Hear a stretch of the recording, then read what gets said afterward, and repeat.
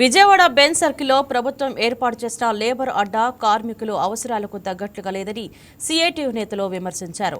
మంచినీరు, మరుగుదొడ్లు, విశ్రాంతికి అవకాశం లేని సెంటర్గా ఈ లేబర్ అడ్డా ఉందని మండిపడ్డారు.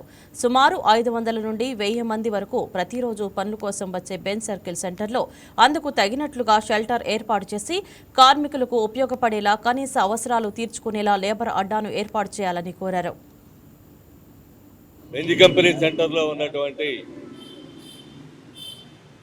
ఈ కార్మిక అడ్డా ఒక రకంగా పోల్చాలంటే ఇది మానవ సంత.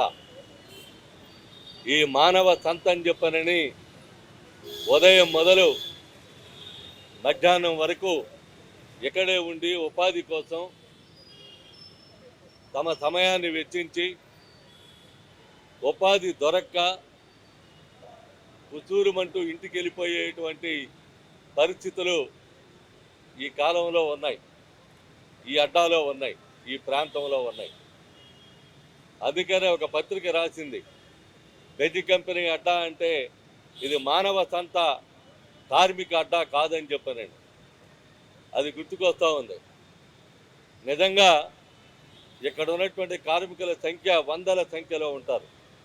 ఈ వందల సంఖ్యలో ఉన్నటువంటి కార్మికుల్ని కనీసమైనటువంటి మినిమం ప్రొటెక్షన్, రక్షణ కల్పించాల్సినటువంటి బాధ్యత ప్రభుత్వానికి. అందుకనే ఇంటిగ్రేటెడ్ లేబర్ ఎమ్యూనిటీస్ కాంప్లెక్స్ అని చెప్పనేటువంటి పేరుతో ఇక్కడ వీటి పెట్టారు. మంచిదే, కానీ అందులో మౌలిక సదుపాయాల కల్పనకి సంబంధించినటువంటిది ఎమ్యూనిటీస్ లేవు. రెండోది, ఇక్కడ ఉన్నటువంటి కార్మికుల సంఖ్యతో పోలిస్తే ఇది ఏమాత్రం కూడా చాలదు.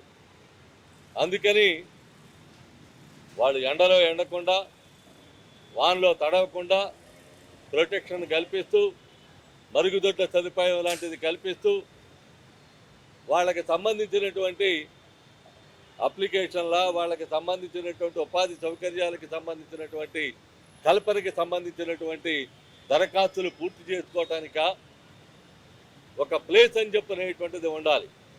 ఇవన్నీ ఉండాలి అని అంటే బహుశా ఈ ట్రాలీయే కాదు, ఈ ట్రాలీకి అదనంగా ఇంకా ముందుకు పెంచి పెద్ద షెడ్డు లాంటిది ఒకటి నిర్మాణం చేయటం, ఈ ట్రాలీనే యాజ్ ఇట్ ఈజ్గా ఇక్కడ ఉంచి లోపల సదుపాయాలు కల్పించేటువంటి దానికి ప్రయత్నం చేయటం అవసరం.